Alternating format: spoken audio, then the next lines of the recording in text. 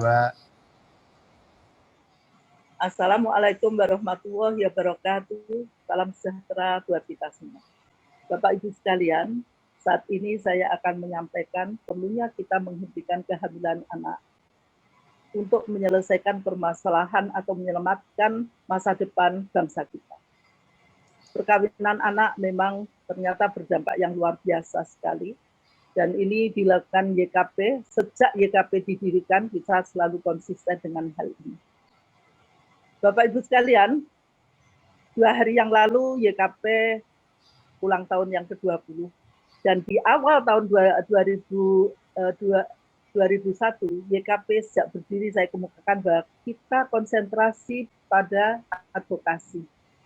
Kita saat itu berjuang untuk melahirkan satu undang-undang kesehatan yang mana saat itu kita tidak punya undang-undang kesehatan yang di dalamnya ada pasal tentang kesehatan reproduksi. Dan untuk memperjuangkan itu kita butuh waktu 8 tahun. Nah, ini adalah perjalanan panjang sehingga kita mempunyai undang-undang yang di dalamnya ada kesehatan reproduksi dan juga dilengkapi dengan masalah yang berkaitan dengan aborsi. Ini kita ketahui bahwa setelah undang-undang itu lahir, kemudian kita memperjuangkan ada PP. PP inilah yang sebetulnya harus dijadikan pegangan sebagai tindak lanjut undang-undang, dan PP ini dikeluarkan tahun 2014. PP ini menyatakan bahwa kalimatnya secara jelas dikemukakan bahwa aborsi dilarang kecuali karena kedaruratan medis, baik pada ibu dan bayi, dan juga karena kehamilan yang akibat pemerkosaan. Nah, ini adalah ruang yang bagus sekali yang diperjuangkan oleh YKP, terutama untuk mencarikan jalan keluar bagi perempuan-perempuan korban pemerkosaan. Selama ini perempuan korban pemerkosaan justru menjadi harus sering sekali harus mendekam di penjara karena dia tidak menginginkan kelahiran bayinya dan dia melakukan di tempat-tempat yang sebetulnya ilegal. Karena pemerintah belum menunjukkan tempat-tempat pelayanan aborsi yang aman. Bapak Ibu sekalian, bisa lanjut ya. Pernikahan anak di usia anak di Indonesia itu tinggi sekali. Kita nomor 7 di dunia dan kita nomor 2 di Asia. Dan kalau kita cermati dengan bagus, tingginya angka pernikahan anak itu berkorelasi dengan satu daerah yang angka pernikahannya anak tinggi akan berkorelasi dengan angka kematian ibunya tinggi, di samping juga angka stuntingnya tinggi. Nah, inilah yang kemudian harus menjadi perhatian pemerintah, bagaimana kita bisa menyelesaikan pernikahan anak agar kita menjadi bangsa yang maju sekali. Lanjut. Bapak Ibu sekalian, sebetulnya resiko dari perkawinan anak, penyebabnya itu ada bermacam-macam. Di sini akan terlebih dahulu saya akan menyampaikan resikonya. Resikonya adalah berdampak pada yang berkaitan dengan kesehatan, baik itu fisik maupun mental, bahkan sampai kematian ibu dan stres yang luar biasa. Dampak pendidikan, menurunnya kualitas SDM, karena menikah di usia anak dia akhirnya mengundurkan diri atau tidak sekolah lagi, dan pasti akan berdampak pada kualitas SDM-nya. Dampak sosial, peran anak-anak yang belum siap dalam dampak sosialnya itu nampak sekali bahwa anak-anak itu belum siap di kehidupan bersosial. Karena dia masih anak-anak, tentu dia belum siap bagaimana dia bergaul dengan orang dewasa, bergaul dengan sekitarnya, atau bahkan dia belum paham tentang tanggung jawab hidup bersosial. Yang lainnya adalah dampak ekonomi. Perkawinan di usia anak berdampak ekonomi, yaitu akhirnya kemiskinan. Banyak orang berprasangka bahwa salah satu penyebab pernikahan anak adalah kemiskinan. Nah, karena miskin maka dia nikahkan anaknya supaya keluar dari kemiskinan. Realita yang ada di lapangan justru mengakibatkan kemiskinan yang semakin meningkat. Karena apa? Usia pernikahan di usia anak-anak itu akan berdampak pada perceraian. Di saat anak perempuan ini hamil dan kemudian melahirkan, dan dalam waktu 1 tahun rata-rata itu sudah cerai, maka dia akan kembali kepada orang tuanya yang miskin dan dia sendiri miskin, kualitas SDM-nya rendah, sehingga dia akan menjadi keluarga dan keluarga itu semakin miskin. Lanjut. Resiko morbilitas kehamilan remaja. Bapak Ibu sekalian, jadi kalau remaja itu usia perkawinannya di bawah 19 tahun dan dia mungkin mempunyai mulai hamil di usia 19 tahun, maka dia akan berdampak pada kehamilan yang berisiko tinggi. 3 kali. 3 kali dari perempuan yang hamil, menikah dan hamil di usia yang sudah siap antara 20 sampai 34. Di samping itu, dia juga akan mengalami preeklamasi, yaitu besarnya adalah 2 sampai 5 kali dia akan melakukan itu. Jadi 5 kali kalau dia akan di usia anak-anak. Akan berdampak kematian itu sampai 7 kali berdampak kematian. Dari berbeda kalau dia menikah di usia saya sebutkan tadi, di usia yang sudah cukup 20 sampai 34. Demikian juga pernikahan anak akan mengakibatkan rusaknya saluran akan jalan keluarnya pasca melahirkan.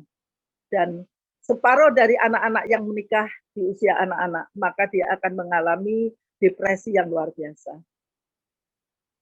Lanjut. Nah, ini adalah yang ungu itu adalah pernikahan di usia 15 sampai 19 dan yang kuning adalah usia 20 sampai 34. Nampak sekali ini kalau kematian ibu kalau dia usianya di bawah 19 tahun sudah melahirkan itu 3 kali lebih besar kematiannya dibandingkan dengan perempuan yang menikah di usia yang cukup. Ini hanya perbandingan. Jadi di sini nampak sekali dan kita harus menghindari angka kematian itu. Inilah yang menjadi beban pemerintah Indonesia karena sampai saat ini kita tidak bisa menurunkan angka kematian itu karena banyaknya pernikahan di usia anak. Lanjut. Aktivitas yang telah dilakukan oleh YKP, tadi saya sudah jelaskan bahwa YKP di awal berdirinya 2001 sampai 2009 kita melakukan advokasi undang-undang kesehatan dan keluarlah Undang-Undang Nomor 36 tahun 2009, dilanjutkan dengan 2009 tahun sampai 2016 itu kita menghasilkan PP Nomor 61 tahun 2014 dan PMK nomor 3 tahun 2016. Sayang sekali PMK ini tidak ditindaklanjuti oleh Kementerian Kesehatan yang artinya sudah 5 tahun tidak ditindaklanjuti karena dalam PP ini pemerintah dalam hal ini Departemen Kesehatan harus menunjuk tempat layanan aborsi yang aman bagi mereka yang diperbolehkan berdasarkan PP 61. Nah, tahun 2014-2015 setelah YKP banyak melakukan pendidikan seksual pada anak-anak sekolah dan kesehatan reproduksi pada anak-anak sekolah, kita melihat di situ banyak sekali di daerah, kira-kira kita datang di 17 kabupaten atau malah lebih sekarang ini, mulai dari Sambas sampai juga Soe kita lakukan, juga ada di beberapa daerah di Jawa, di Lombok dan sebagainya. Nah, di saat itulah kita melihat angka kematian, angka pernikahan anak yang tinggi, sehingga kami merasakan kita harus berani melakukan perubahan Undang-Undang Pernikahan Nomor 1 Tahun 74 agar menikah tidak di usia 16 tahun, tapi menikah harusnya di usia 18 tahun. Tapi pada saat putusan tahun 2015 kita gagal, artinya tidak disetujui oleh Mahkamah Agung. Padahal semua agama setuju bahwa usia pernikahan anak didewasakan, hanya agama Islam saja yang tidak setuju, dalam hal ini MUI tidak setuju, menginginkan tetap usia 16 tahun.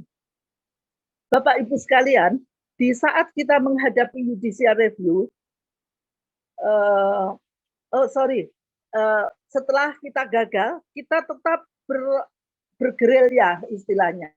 Jadi kalau kita tidak mampu merubah Undang-Undang Perkawinan Nomor 1 Tahun 1974, maka kita mencoba untuk mendekati kabupaten-kabupaten atau Bapak Bupati di mana kita punya program di situ untuk mengeluarkan peraturan bupati tentang pernikahan anak. Dan di sini banyak sekali ya, setidaknya ada Ponorogo, ada Blitar, ada Bojonegoro, ada juga Wonosobo, Kulon Progo, Gunung Kidul, dan sebagainya. Itu mulai banyak sekali. Karena ini nantinya akan menjadi modal bagi YKP untuk menunjukkan pada pemerintah pusat. Pemerintah daerah saja sudah aware terhadap dampak pernikahan anak, kok pemerintah pusat belum mau melakukan perubahannya. Jadi ini emang strategi dalam advokasi. Kalau istilahnya kalau kita menghasilkan pergub itu, kita seakan-akan makan bubur itu kalau panas ya dari pinggirnya dulu, kabupaten kita kerjakan. Lanjut.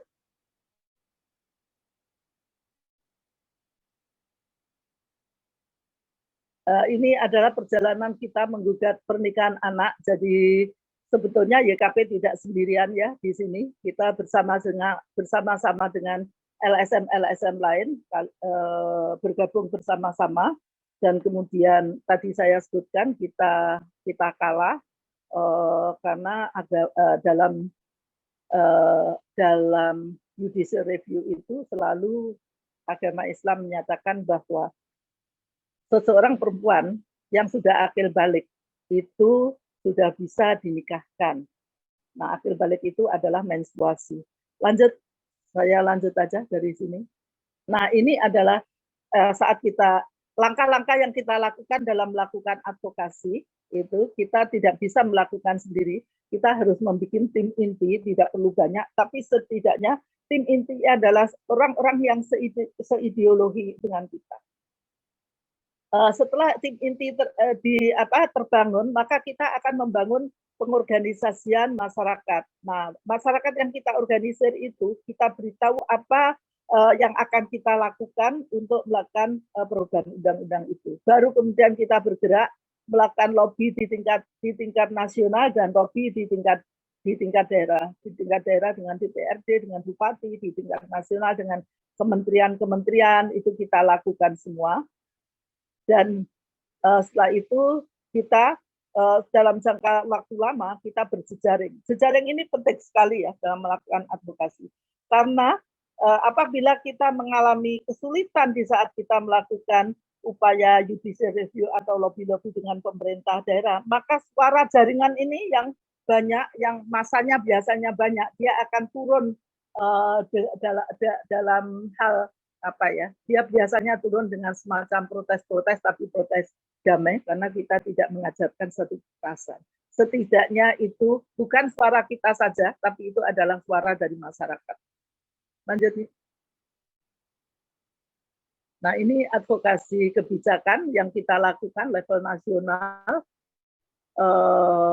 Jadi tadi sudah saya temukan JR, Undang-Undang PA, dan buku saku. Kita sekarang punya buku saku untuk hakim. Jadi setelah ini sebetulnya buku saku untuk hakim itu setelah Undang-Undang Perkawinan itu disetujui oleh Mahkamah Konstitusi pada saat gugatan kedua. Jadi saya kembali menyampaikan bahwa judicial review pertama adalah yang melakukan gugatan adalah LSM. Dan itu kita kalah. Judicial kedua yang melakukan gugatan, kita tidak LSM. LSM hanya memfasilitasi aja, tapi yang menggugat adalah korban-korban pernikahan anak.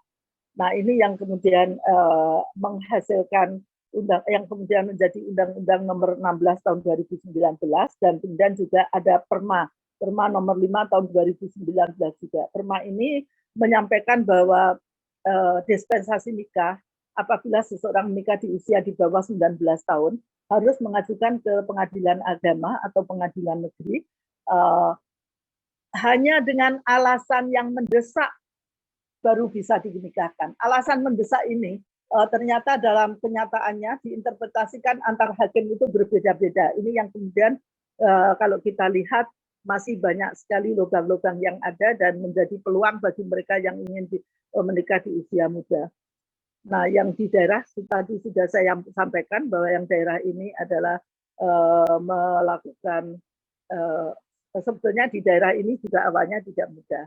Tapi pada saat tahun-tahun ini adalah tahun di mana SDGs baru di launching. Kita saat itu pemerintah daerah bingung.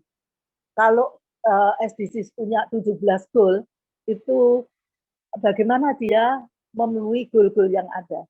Maka kita secara agresif datang ke kabupaten dan meyakinkan pada pemerintah daerah, apabila Bapak mempunyai satu program saja, menghindari atau menghilangkan pernikahan anak, Bapak nggak perlu bingung tentang goal-goal yang ada di SDGs. Bapak setidaknya akan bisa mengurangi kemiskinan, akan bisa mengurangi kelaparan, akan bisa mengurangi angka kematian dan kualitas SDM, kualitas kesehatan yang bagus. Bapak akan bisa mengangkat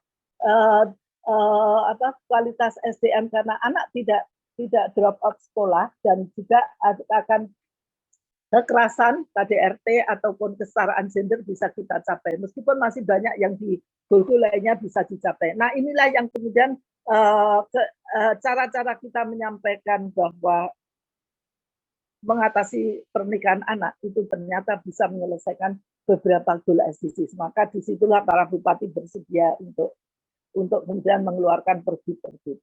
Lanjut.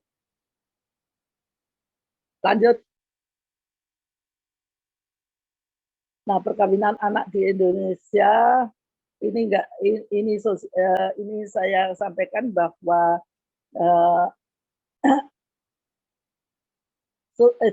sosialisasi kita lakukan ya setelah undang-undang itu ada, dilakukan baik pada tingkat undang-undang itu kita lakukan mulai dari daerah, nasional, dan juga kita harus melakukannya ke desa-desa. Sayang sekali kita tidak mampu melakukan sampai desa, tapi setidaknya kita lakukan pada beberapa layer, yaitu pada masyarakat, kedua pada pemerintah daerah, ketiga pada tokoh masyarakat, keempat juga pada orang tua itu juga kita lakukan sosialisasi agar semuanya paham tentang hal ini. Lanjut.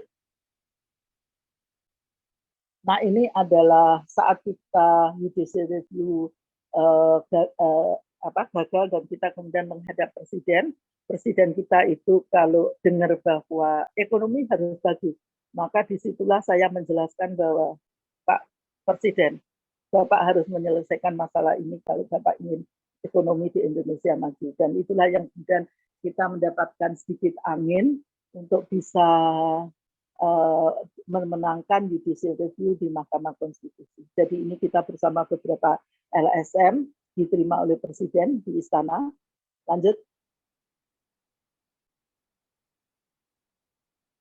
Bapak-bapak dan ibu-ibu sekalian, pada awalnya kita menganggap bahwa apabila kita sudah punya undang-undang baru tentang pendewasaan usia anak dan kita punya perma, kita pikir dasar hukumnya sudah kuat dan kita bisa menyelesaikan pernikahan anak setidaknya kita kurangi. Tapi dari pengamatan 2 tahun ini, ya pengamatan 2 tahun dari 2019 setelah adanya undang-undang sampai 2021, bukannya pernikahan anak mundur, tapi pernikahan anak itu meningkat jauh ya, meningkat jauh lebih dari 100%-nya.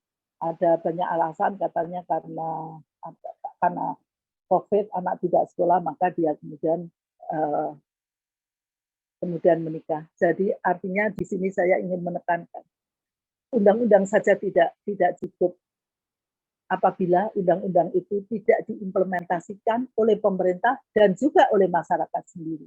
Jadi kalau masyarakat kita itu sudah kita beritahu dan pemerintahnya sudah, sebetulnya pemerintah sudah relatif ada kemajuan ya di KUA para KUA itu sudah diberikan pelatihan bagaimana dia memberikan mulai dari menggunakan tenaga psikolog untuk mewawancarai calon pengantin, memberikan arahan atau gambaran dampak dari pernikahan muda, emosi dan sebagainya sudah disampaikan ya. Tapi sayang sekali masyarakatnya masih mencoba untuk menikah di usia anak-anak. Nah, ini yang menurut saya undang-undang saja tidak cukup. Undang-undang setelah disosialisasikan masih harus ada komitmen dari pemerintah dan tentu saja komitmen dari masyarakat bahwa kalau dia tahu bahayanya, maka janganlah menikah di usia anak. Saya kira itu yang bisa saya sampaikan. Terima kasih. Wassalamualaikum warahmatullahi wabarakatuh.